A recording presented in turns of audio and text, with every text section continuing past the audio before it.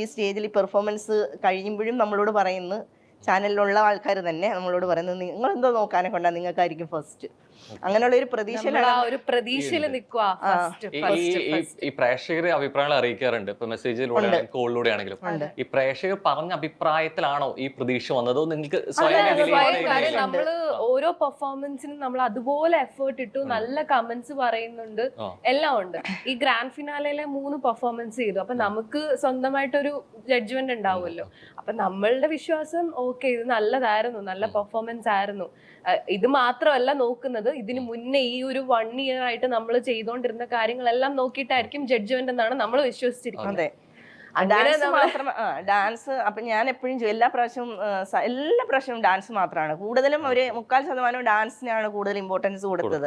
അപ്പൊ ഞാൻ സാറിനോട് പറയും, സാറേ ഡാൻസ് മാത്രമേ ഉള്ളൂ എന്ന് ചോദിക്കും. പറയും ഡാൻസ് അറിയാത്തവർക്ക് അല്ലാത്ത റൗണ്ടുകളുണ്ട്. കാരണം വേറെ കുറച്ച് റൗണ്ടുകളൊക്കെ ഉണ്ടായിരുന്നു ഡാൻസ് അല്ലാത്ത. ഷോക്ക് വിളിക്കുന്ന സമയത്ത് പറഞ്ഞിട്ടുണ്ടോ ഡാൻസ് അറിയണം അല്ലെങ്കിൽ അതിനെ കുറിച്ച് ഇമ്പോർട്ടൻസ് ഉണ്ടെന്ന്? ഒന്നും പറയില്ല, ഒന്നും പറഞ്ഞിട്ടില്ല. സൂപ്പർ അമ്മയും മകളും അവരുടെ ബോണ്ടിങ്, അതുപോലെ സൈക്കോളജി റൗണ്ട്. എന്നോട് പറഞ്ഞു സൈക്കോളജി, മോൾക്ക് ഒരു സൈക്കോളജി റൗണ്ട് ഉണ്ടാകും, ഡോക്ടർ കാണും, അങ്ങനെയൊക്കെയാണ് എന്നോട് പറഞ്ഞത്. പക്ഷെ അവിടെ സൈക്കോളജി റൗണ്ട് നടന്നിട്ടില്ല, ഡോക്ടറിന്റെ റൗണ്ട് നടന്നിട്ടില്ല.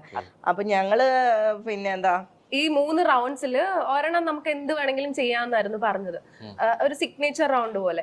അപ്പൊ ബാക്കിയുള്ള 4 കണ്ടസ്റ്റൻസും ഡാൻസ് ചെയ്തപ്പോ നമ്മൾ അതിനകത്തുനിന്ന് വെറൈറ്റി ആയിട്ട് സോപാന സംഗീതം അതിന്റെ കൂടെ. അത് 2 ആഴ്ച കൊണ്ട് അവള് പഠിച്ചിട്ടില്ല, സോപാന സംഗീതം പഠിച്ചിട്ടില്ല. നമ്മളുടെ അടുത്ത് തന്നെയുള്ള ഒരു ആശാനോട് ചോദിച്ചപ്പോൾ അവളോട് നോക്കട്ടെന്ന് പറഞ്ഞു. അവള് പെട്ടെന്ന് തന്നെ അത് പഠിച്ചെടുക്കുന്നതുകൊണ്ട് വേഗം തന്നെ പഠിച്ചു. 2 ആഴ്ച കൊണ്ട് ആ സോപാന സംഗീതത്തിന്റെ ആ കൊട്ട് പഠിക്കണമെങ്കിൽ കുറേ മാസങ്ങൾ പിടിക്കല്ലോ, 1 വർഷമൊക്കെ പിടിക്കും.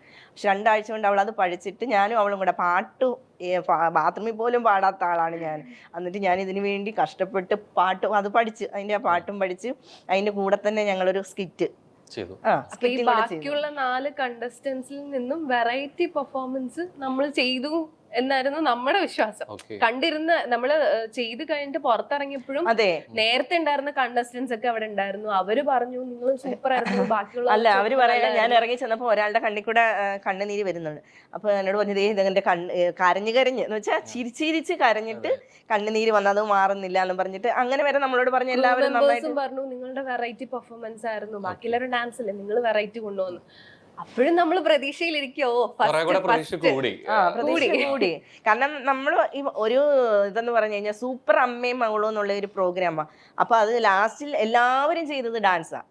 നമ്മൾ ഈ 1 വർഷം കിടന്ന് കഷ്ടപ്പെട്ട് ചെയ്തതും ഈ ഫൈനലി ചെയ്തതുമായിട്ട് ഒന്നും അല്ലാണ്ടായി പോയില്ലേ. കാരണം അവര് പറയുന്നത് ഫൈനലിലെ പെർഫോമൻസ് മാത്രമേ നോക്കിയുള്ളൂ, വാവ് ഫാക്ടർ മാത്രമേ നോക്കിയിട്ടുള്ളൂ.